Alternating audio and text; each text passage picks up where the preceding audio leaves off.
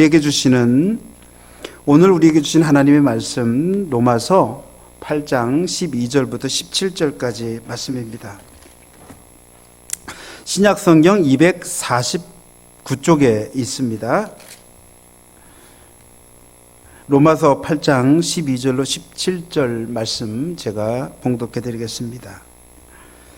그러므로 형제들아, 우리가 빚진 자로되 육신에게 져서 육신대로 살 것이 아니니라. 너희가 육신대로 살면 반드시 죽을 것이로되 영으로서 몸의 행실을 죽이면 살리니 무릇 하나님의 영으로 인도함을 받는 사람은 곧 하나님의 아들이라. 너희는 다시 무서워하는 종의 영을 받지 아니하고 양자의 영을 받았으므로 우리가 아빠 아버지라고 부르짖느니라. 성령이 친히 우리의 영과 더불어 우리가 하나님의 자녀인 것을 증언하시나니 자녀이면 또한 상속자 곧 하나님의 상속자요 그리스도와 함께한 상속자니 우리가 그와 함께 영광을 받기 위하여 고난도 함께 받아야 할 것이니라. 아멘. 지난주에 우리는 성령 강림 주일을 맞이했습니다. 오늘은 성령 강림 후 첫 주일입니다. 앞으로 계속해서 우리는 성령 강림 주일을 절기를 지내며 성령의 역사를 배우게 되고 성령의 역사를 따라가게 될 것입니다. 지난 주일에 무슨 말씀을 드렸는지 기억나시죠? 하나님의 성령은 마른 뼈를 생명으로 다시 살아나게 하시는 하나님의 영이라고 하는 사실을, 그리고 우리도 하나님의 영으로서 다시 일어나서 활동하는 그런 하나님의 성도로서 살아야 한다는 것을 말씀을 드렸죠. 오늘도 계속해서 하나님의 영인 성령에 대해서 로마서를 통해서 주시는 말씀을 살펴보면서 은혜를 나누려고 하는데요. 오늘의 이 말씀에 은혜가 있게 되기를 간절히 축원합니다. 여러분, 이 로마서는요, 사도 바울이 로마 교회에 보낸 편지였습니다. 이 편지에는 그 편지를 보낼 그 당시의 언어와 문화 습관들이 사용되고 있는데요. 그렇기 때문에 당시 언어나 그 당시의 문화가 어떤지를 이해하는 것이 우리들의 이 말씀을 이해하는 데 큰 도움이 될 것입니다. 오늘 본문에는 우리가 이해하는 것과 다른 당시의 언어와 그리고 그 문화적인 쓰임이 사용되고 있는데, 그 대표적인 것이 바로 빚진 자라고 하는 것이고요, 또 양자라고 하는 것이고 상속자라고 하는 것입니다. 사도 바울은 오늘 본문을 통해서 우리가 빚진 자라고 그렇게 말하고 있습니다. 여기서 우리라 하면 로마 교회 성도들을 말하죠. 그러면 로마 교회 성도들이 누구에게 무슨 빚을 졌다는 말입니까? 여기서 빚을 졌다고 하는 말은요, 로마 시대의 법과 윤리와 의무를 지켜야 하는 사람들에게 쓰인 그 당시의 표현입니다. 마치도 오늘 우리들이 대한민국 국민으로서의 의무가 있다, 대한민국 국민으로 살아야 한다라고 말할 때 납세의 의무, 국방의 의무, 교육의 의무 이런 것들이 있는 것처럼 마치도 그 당시에 그런 의무가 있다라고 하는 그런 의미로 사용되어졌다, 그런 말입니다. 고대 로마에서 모든 시민은 모두 빚을 진 사람들이었습니다. 제일 먼저는 로마의 신들에게 빚을 졌습니다. 다음으로는 로마 제국에 빚을 졌고요. 그리고 마지막으로 그 부모들에게 빚을 졌습니다. 모든 로마 시민들은 자기들이 빚진 자라고 하는 사실을 어렸을 때부터 배우고 자랐습니다. 그리고 언제나 자기들이 배운 것을 지키며 살아가야 했는데요. 그래서 늘 자기는 빚을 갚으며 살아가야 하는 사람이라 하는 그런 의식을 가지고 살았던 것입니다. 여러분, 로마 시민들은요, 신들의 도움으로 자기들이 살아가고 있다고 여겼습니다. 그 신들의 대표가 바로 로마 황제였습니다. 그래서 황제에게 충성을 다해야 하는 것은 그 진 빚을 갚아야 하는 것이기 때문이기도 했고요. 로마 황제가 신이었기 때문에 하나님으로 여겨지는 예수 그리스도가 그들과는 충돌할 수밖에 없었던 것입니다. 신들의 도움으로 자기들이 살아가고 있다고 여겼기에 신들에게 빚을 갚아야 한다고 생각했습니다. 또 로마 시민들은 자기 나라가 있기에 자기들이 존재할 수 있다고 여겼기에 나라에 헌신할 수밖에 없는 삶을 살았고요. 그러다 보니까 이 로마라고 하는 나라가 강대국이 될 수밖에 없었던 그런 이유이기도 했죠. 그래서 그 나라를 위해서 살아가야 한다고 하는 생각을 강하게 갖고 살았습니다. 그리고 부모가 있으므로 자기들도 있기 때문에 부모에게 빚을 졌고 부모에게 효도해야 한다고 하는 생각을, 빚을 갚으며 살아야 한다고 하는 생각을 가지고 살았습니다. 이 말을 우리 그리스도인들에게 적용해 본다면요, 우리는 제일 먼저 하나님에게 빚을 진 사람들이라고 이해할 수 있고요, 또 이 시대에 살아가는 모든 사람들과 믿음의 선조들에게 빚을 진 사람들이라고 이해할 수 있고요, 그리고 우리 부모님에게 빚을 졌는데, 그러니 우리도 역시 빚진 자로서 빚을 갚으며 살아가야 할 사람들이라고 그렇게 이해할 수 있을 것입니다. 여러분, 우리 그리스도인들은요, 세상 속에서 살아가는 사람들이죠. 그런데 우리가 세상 속에서 살아가노라면 누군가의 도움을 받지 않고는 살아갈 수 없습니다. 자급자족하는 사회가 아니기 때문에 누군가는 옷을 만들고, 누군가는 농사를 짓고, 누군가는 신발을 만들고, 누군가는 차를 만듭니다. 또 누군가는 군인으로서 나라를 지키게 되죠. 각자 저마다 자기의 역할을 함으로써 한 나라가 운영이 되고요, 굴러가게 됩니다. 그러니 우리의 삶은 누군가의 도움으로 이루어진 것입니다. 그러니 누군가에게 빚을 갚으며 살아가야 한다라고 하는 그런 말입니다. 뿐만 아니라 오늘 우리들이 기독교인으로서, 믿음의 사람들로서 살아갈 수 있는 것은 영적인 하나님의 나라의 일꾼들로 인한 것입니다. 이미 우리 앞에서 하나님의 나라를 만들다가 돌아가신 모든 분들과 지금도 세계에 흩어져서 하나님의 나라를 만들기 위해서 수고하는 모든 분들에게 우리는 빚을 지고 살아가는 것이라고 할 수 있을 것입니다.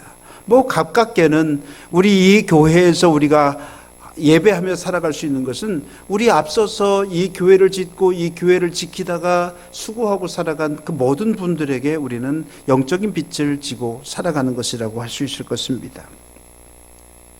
물론 어떤 것들은 우리가 돈을 내고 사며 또 각자 세금을 내므로 우리 역할을 감당하고 있으니 빚을 진 것이 아니다, 나는 내가 할 도리를 다 했다라고 생각하기도 할 것입니다. 그럼에도 우리가 직접 행하는 것이 아니기 때문에 우리는 누군가의 도움으로 살아가는 것이고요, 그런 점에서 우리 모두는 빚을 진 것이라고 할 수 있을 것입니다. 그러니 당연히 그 빚을 갚으며 살아가야 합니다. 특별히 우리 성도들은 예수 그리스도께 빚을 진 사람들입니다. 그분이 우리를 위해서 목숨을 버리셨으므로 우리를 살리셨습니다. 그러니 우리는 주님께 우리의 빚을 갚아야 합니다. 그리고 그분을 우리에게 보내주신 성부 하나님께도 우리는 역시 빚을 지고 있습니다. 오늘도 우리와 함께 하시는 성령께도 여전히 역시 우리는 빚을 진 존재이고요, 그러니 그 빚을 갚으며 살아야 합니다. 오늘 삼위일체 주일인데요, 삼위일체 하나님, 성부 하나님, 성자 하나님, 성령 하나님께 우리는 빚을 갚으며 살아가야 할 존재라고 하는 그런 말씀이죠. 여러분, 사도 바울은 오늘 본문을 통해서 로마에 있는 성도들에게 당신들은 빚을 진 사람들입니다. 그러니 육신에게 져서 육신대로 살지 마시기 바랍니다 라고 권면하고 있습니다. 우리가 빚을 진 사람들이기에 빚을 갚으며 살아가야 하는데, 육신대로 살면 빚을 갚지 못하니 육신대로 살면 안 된다고 말씀하고 있는 겁니다. 여러분, 육신대로 산다는 것은요, 세상을 살되 자기 욕심을 위해서 살아간다고 하는 것, 자기 욕심만을 위해서 적극적으로 활동하며 살아간다고 하는 것을 의미합니다. 자기 욕심을 위해서, 하나님의 나라를 위해서가 아니죠. 이웃을 위해서도 아닙니다. 부모를 위해서도 아닙니다. 자기를 위해서 그렇게 살아가는 것이라고 하는 말입니다. 적극적으로 자신의 육신의 생활을 위하여 살아가는 것이다. 그것이 바로 그 빚을 갚지 못하는 삶이라고 그렇게 말씀하고 있습니다. 적극적으로 세상을 이용하며 적극적으로 부와 명예를 얻으려고 하는 것, 이것을 가리켜서 사도 바울은 육신에게 져서 육신대로 사는 것이다, 그렇게 말씀합니다. 여러분, 돈 버는 것이 나쁘다라고 사도 바울이 말하는 것이 아닙니다. 명예를 얻는 것이 나쁘다고 말하는 것도 아닙니다. 자기의 육신을 위해서만 일하기에 살아가기에 그것이 문제라고 하는 그런 말입니다. 자기만 위해서 하는 것이 문제라고 하는 것입니다. 빚진 존재들에게 빚을 갚으려 하지 않고 자기만을 위해서 살려고 하는 것, 그것이 바로 문제라고 하는 말이죠. 여러분, 우리가 빚진 자라면 당연히 빚을 갚으며 살아가야 합니다. 세상에 대해서도 주님에 대해서도 말입니다. 하나님에 대해서도, 그리고 부모님에 대해서도 우리는 당연히 빚을 갚으며 살아가야 합니다. 그러니 빚을 갚기 위해서는 자기 욕심대로만 살아가서는 안 된다고 하는 그런 말이죠. 주님께 빚을 졌다면 주님께 헌신하며 살아가야 합니다. 부모님에게 빚을 졌다면 부모님에게 헌신하며 살아가야 합니다. 우리가 세상에 빚을 졌다면 세상에 대해서도 그 빚을 갚으며 살아가야 한다고 하는 그런 말입니다. 그러니 자기 욕심대로만 살아서는 빚을 갚을 수가 없다라고 하는 그런 말이죠. 그리고 육신대로 살면 또 안 되는 또 하나의 이유를 사도 바울은 이야기하는데, 그것은 반드시 죽을 것이기 때문에 그렇습니다. 육신대로 사는 삶이란 당장은 사는 것처럼 보일 수 있고 당장은 잘 사는 것처럼 아무 문제가 없는 것처럼 보일 수도 있습니다. 그러나 결국은 육신대로 사는 삶은 죽음을 향하는 것이고 결국 죽을 수밖에 없는 것이라고 말씀하고 있습니다. 그것을 사도 바울은 몸의 행실이라고 말하고 있는데요. 그러니 육신대로 살지 않는 것은 빚을 갚기 위해서이기도 하지만 또한 죽지 않기 위해서도 이기도 하다라고 하는 사실을 말씀하고 있는 거죠. 그러면 여러분, 어떻게 살아야 할까요? 육신대로 살지 않는다면 우리 성도들은 어떻게 살아야 할까요? 사도 바울은 우리가 가진 몸의 행실을 영으로서 살려야 한다고, 영으로서 살릴 수 있다고 본문 13절에서 말씀하고 있습니다. 몸의 행실은 그냥 놔두면 죽게 되지만 하나님의 영인 성령으로 살려낼 수 있다고, 그러니 살려야 한다고 말씀하고 있습니다. 여기서 사도 바울은 하나님의 영인 성령이 우리들에게 어떤 역할을, 어떤 도움을 주고 있는지를 우리에게 설명하고 있는데, 오늘 여러분들에게 그것을 세 가지로 말씀을 드리려고 합니다. 어떤 것일까요? 첫째로는요, 하나님의 영은 우리를 살리시는 하나님의 영이라고 하는 것입니다. 하나님의 영은 한마디로 우리를 살리신다라고 하는 그런 말이죠. 여러분, 하나님의 영인 성령은 우리에게 무엇이 옳고 그른지를 알려주시는 영입니다.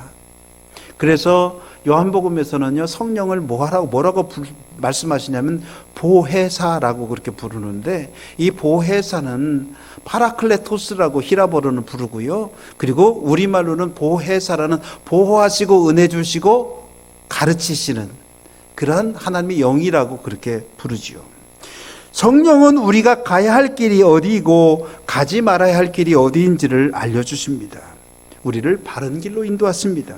요한복음 15장 13절을 보면 이렇게 말씀하십니다. 그러나 진리의 성령이 오시면 그가 너희를 모든 진리 가운데로 인도하시리니, 성령은 우리를 진리로 인도하시는 하나님의 영이시죠. 그뿐만이 아닙니다. 성령은 또한 우리를 위해서 친히 하나님께 간구하신다고 말씀하고 있습니다. 로마서 8장 26절에서 사도 바울은 이렇게 말씀합니다. 이와 같이 성령도 우리의 연약함을 도우시나니 우리는 마땅히 기도할 바를 알지 못하나 오직 성령이 말할 수 없는 탄식으로 우리를 위하여 친히 간구하시느니라. 우리가 연약하게 될 때는요, 뭘 기도해야 될지, 어떻게 기도해야 될지도 사실은 알지 못한다, 그런 말입니다. 여러분, 정말 답답한 사람들은요, 정말 안타까운 사람들은요, 그저 한숨만 쉬고 있습니다. 그리고 기껏 한다는 것이 주여 하나님, 이게 우리가 할 수 있는 전부일 때가 있다, 그런 말입니다. 그런데 성령께서 우리 속에서 친히 기도하여 주시는데, 어떻게 기도해 주시냐면 탄식하며 기도해 주신다라고 하는 말입니다.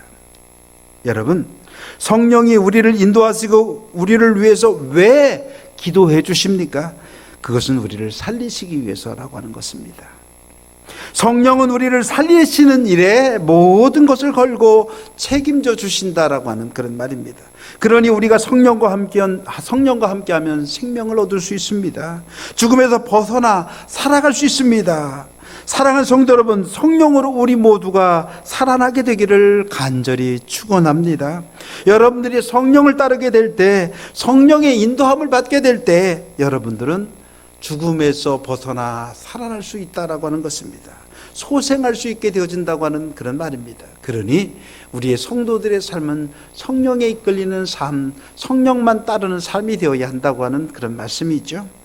두 번째로 성령이 우리를 위해서 무슨 일을 해주시는가? 우리를 하나님의 아들과 딸이 되게 해 주신다는 것입니다.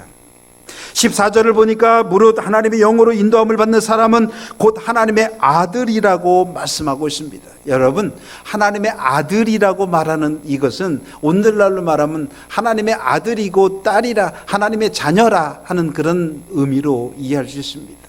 이 로마서 성경이 기록될 당시의 모든 그 언어는요, 가부장적인 시대이고 가부장적인 언어이기 때문에 남자가 여자를 대표하는 것이고 모든 사람을 대표하는 것이잖아요. 그래서 예수님께서 오병이어의 기적을 일으키셨을 때도 남자만 기록하여서, 그것도 성인만 기록하여서 5천 명이 넘는 사람이 먹었다고 말하는 것은 바로 그 시대의 언어라고 하는 그런 말입니다.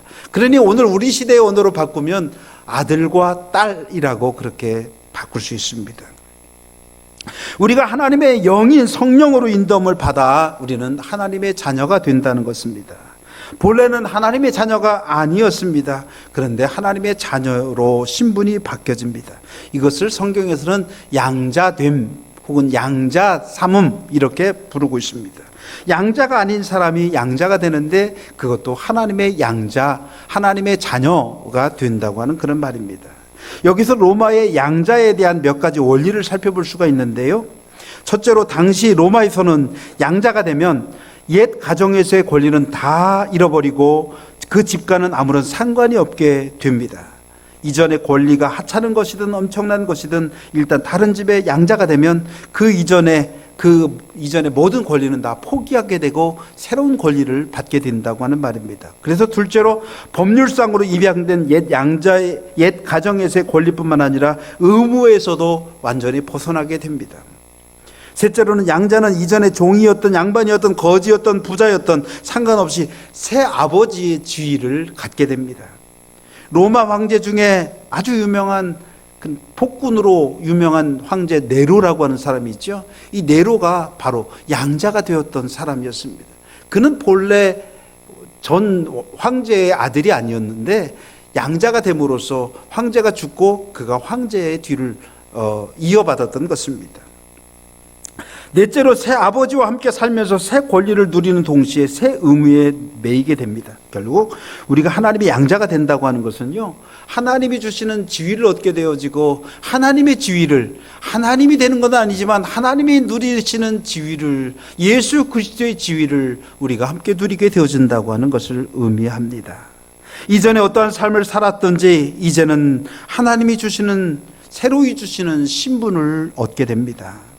그러니 하나님이 원하시고 기뻐하시는 삶을 살아가야 하죠. 그것이 바로 하나님 안에서 살아가는 성도의 삶이라고 하는 것입니다. 왕자가 아니던 사람이, 공주가 아니던 사람이 왕자로 되고 공주가 되었으면 왕자로서 품위 있게 살아가야 하고 공주로서 품위 있게 살아가야 할 책임이 있다. 성도가 되었으면 성도의 품위를 가지고 살아가야 한다라고 하는 그런 말씀이죠. 그런데요, 그저 단지 하나님의 자녀가 되는 것만이 아닙니다. 친밀한 관계를 갖게 해주신다는 겁니다. 우리가 하나님을 아빠, 아버지라고 부를 수 있도록 하신다는 겁니다. 15절의 말씀이죠.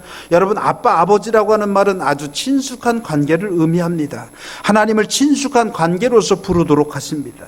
본래 구약성경에서 나타나는 하나님은요, 무서운 분이십니다. 진노하시는 분이시고 징계하시는 분이시고 심판하시는 분이십니다. 그래서 하나님이 나타나실 때 그 가운데 우리들의 인간들의 반응은 두려움, 그래서 놀라움, 이런 것들이 대표적인 것이었다면 이제 성령 안에서 우리가 누리는 하나님과의 관계는 친밀한 관계, 아빠, 아버지라고 부를 수 있는 관계가 되었다라고 하는 겁니다.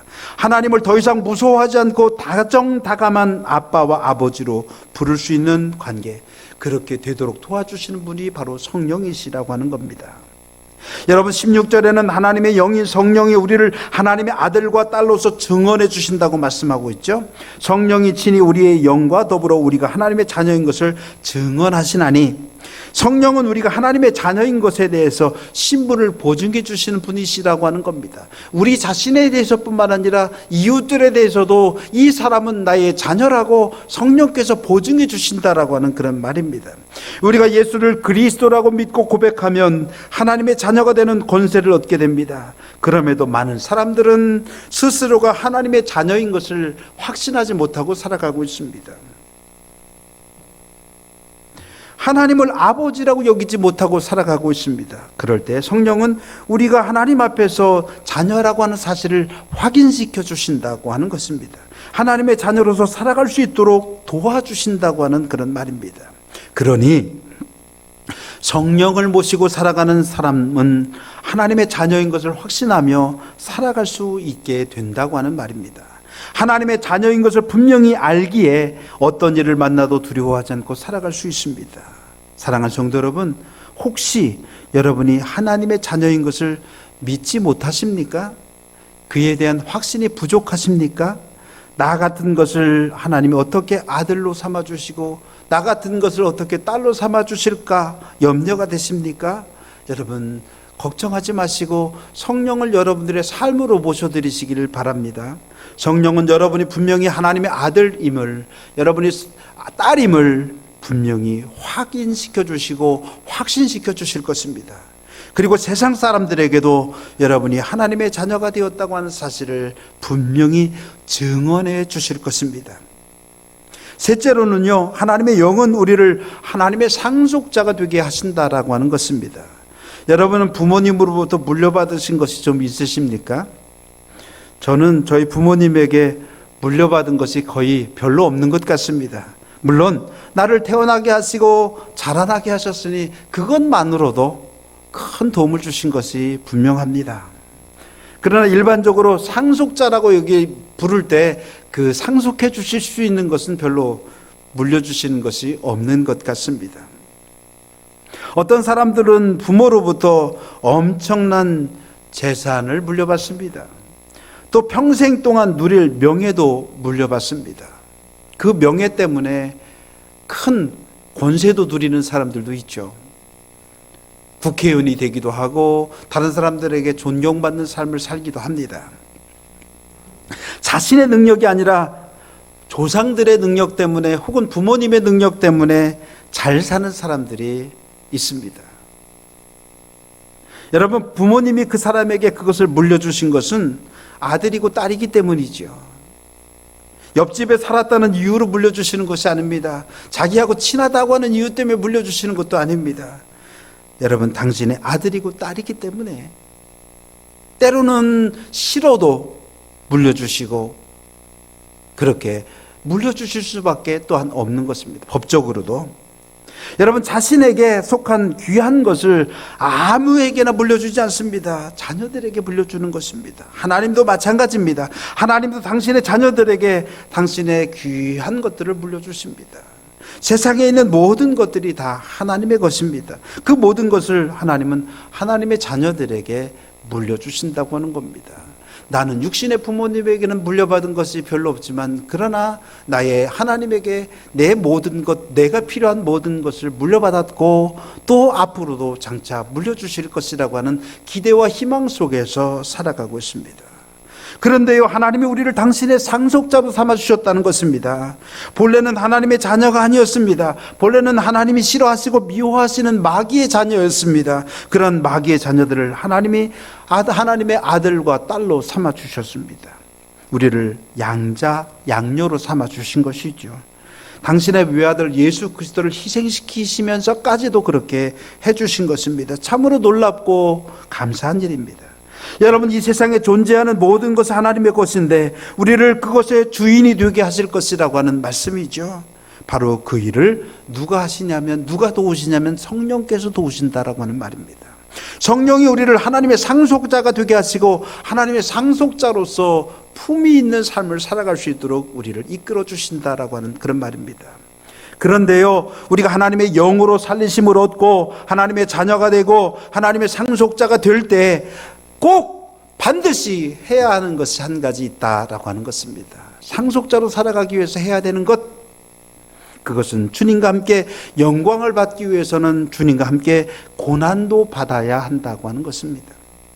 여기서 주님과 함께 고난받아야 한다고 하는 것은 주님과 함께 죽기까지라도 해야 한다고 하는 것을 의미합니다.